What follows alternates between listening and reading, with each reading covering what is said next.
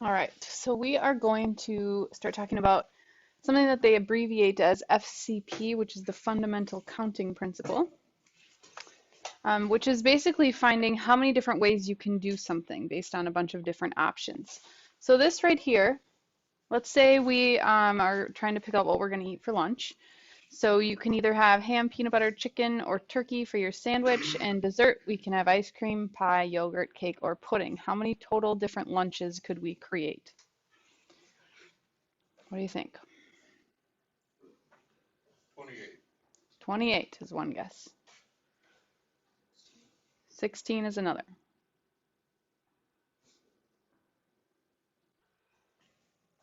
Well, let's just draw a picture quick. So we could have ham, peanut butter, chicken, or turkey for our sandwich, right? And then each of these lunch options, how many dessert options do we have?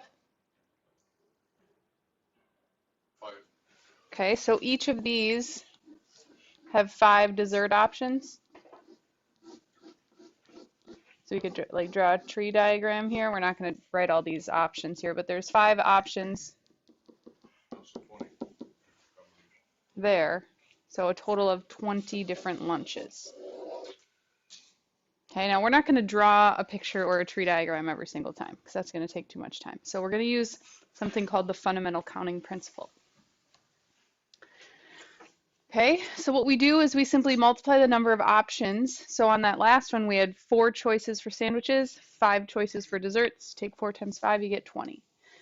So in this situation right here, so everyone in this class, how many do we have? We have 5, 9, 14, 18, 21. Okay, so we have 21 people in here. And we want to create a student council just within the people in this room. How many different possible combinations could we have for president, vice president, treasurer, and secretary? Okay, so we're going to use the fundamental counting principle. How many choices do we have for president? 21 people could be president. How many people could be vice president? 21. Why is it only 20? One person's already picked for president, so now there's only 20 choices. How many choices for treasurer and secretary? Okay, what do we do with these numbers? We multiply them. Can someone do that quick?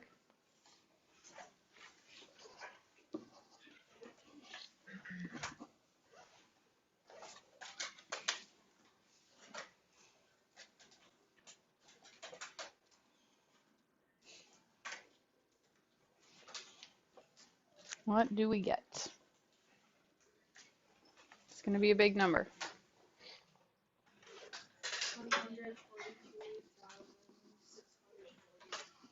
640. That's it, 640. Okay. All right, let's try this next one. Yeah, it's a lot of combinations. How many ways could you line up 7 students against a wall or just in a line? Okay, so that means we have 7 spots to fill. We only have a total of 7 students, but they want to know how many different ways could we line them up. So how many choices do we have for that first spot in the line? We have 7 options for line leader. Next.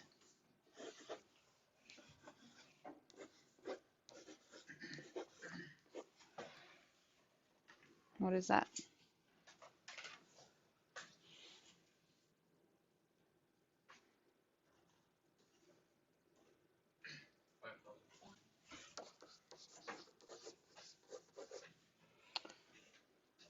Okay, now this right here, just as a side note, is also 7 factorial. If you go to your probability button on your calculator, this exclamation mark is an option. And this exclamation mark simply means that it's going to take every number below this number, including this number, and just multiply them all together. So if you put in 5 factorial, that's the same thing as 5 times 4 times 3 times 2 times 1. So that is an option if you want to do that. Okay? Or you can just punch them all in. I'm not going to give you one that's like 100 all the way down to 1. All right. Right here, we want to figure out how many different combinations there are for a Minnesota license plate. They consist of 3 letters and then 3 numbers. So we have 3 spots to fill. What do we need to pick for that first spot? Letter. Okay. And then another letter, right? And another letter. And then we need 3 numbers.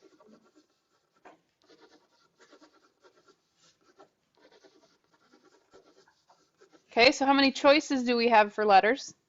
24. No. There's 26 letters in the alphabet. Can we repeat letters on license plates? Yes, so do we have 26 choices here? Yes. Okay. Also 26 choices here. How many numbers? 9. There's 10 because there's 0. And we can repeat those as well. So someone multiply all these together for me.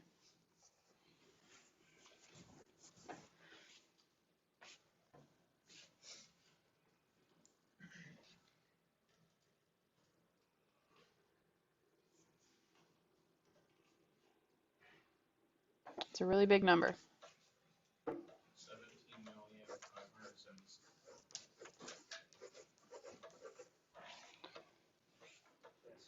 That's a lot of license plates. Questions? Okay, so let's look at a couple different variations of this. How many different license plates could be made if the letters and numbers couldn't be repeated? Okay, so we have 6 spots to fill. How many choices for the first spot? And this one? Now it's 25 because we used one and we can't repeat it. Then we got 24. And what are the numbers here going to be?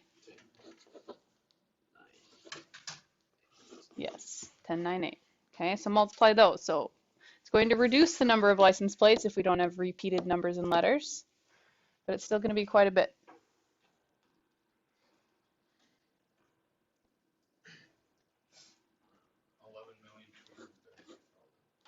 230? Like that? Okay. All right, let's look at this one. How many license plates could be created if the last number could never be a 1 or a 0? Okay, so that's the only rule. So we've still got 6 spots to fill. Did they say anything about letters? Okay, so these are all going to be 26 then. How many options for this first spot?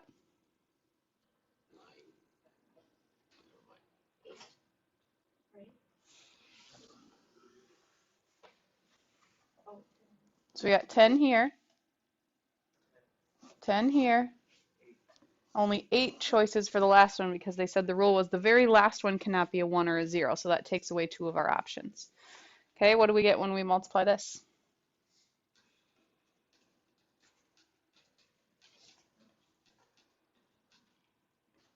Um, 1406080.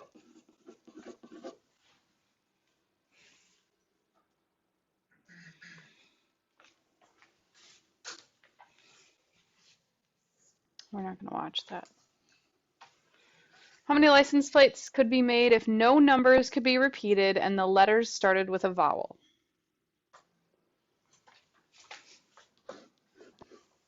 You seem very specific. It's getting us to practice this. All right, so it says the letters have to start with a vowel. How many vowels are there? A, E, I, O, U? We don't include Y. What's the opposite of a vowel? What's that word? Consonants. So if you see that word on your worksheet, you know what that means. It means a non-vowel. Okay, so how many options here? They didn't tell us any parameters or things to worry about for those 2 spots, so we have all of our choices available.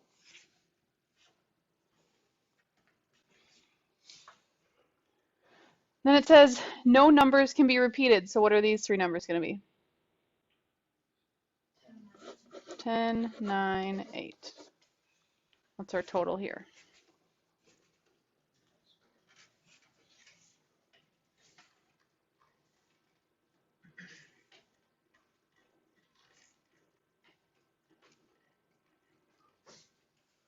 $2,433,600.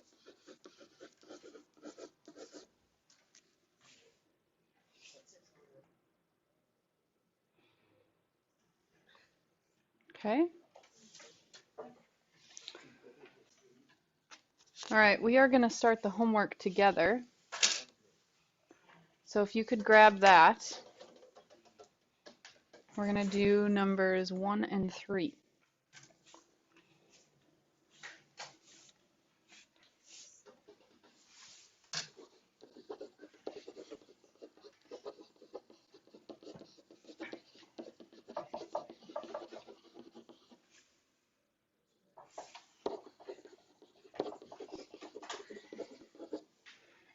Okay.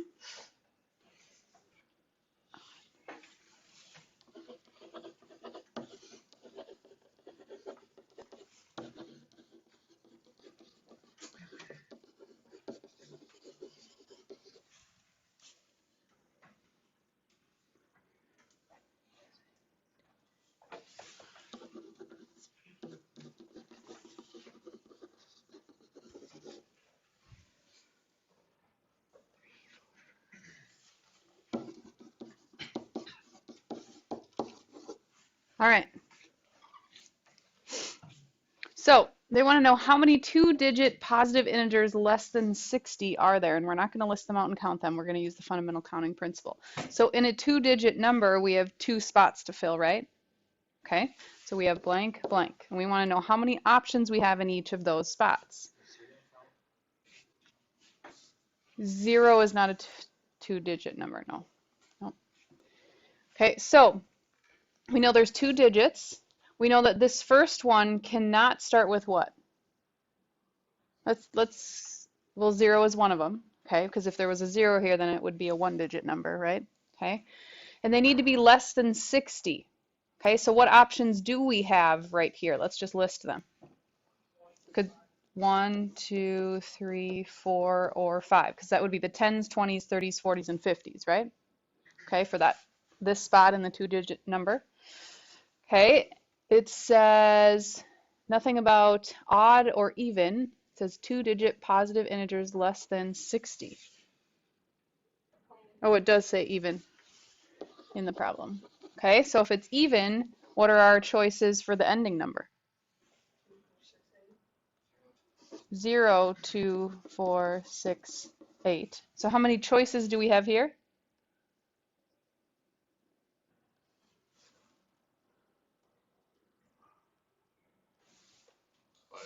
5. How many choices do we have here? Also 5. Okay, we multiply these. There are 25 numbers that fit that description. Okay, they're 2-digit numbers, they're even, and they're less than 60. So let's try this one. This is a 3-digit number, so that means we have 3 spots to fill on a 3-digit number. It has to be odd, and we're only allowed to use those numbers in the list. Okay, so can a 3-digit number that's odd have any of these numbers as the starting number? All of them work? Okay, so we have 5 choices there. What about in this spot right here? Same thing. Same thing. And then what about this one?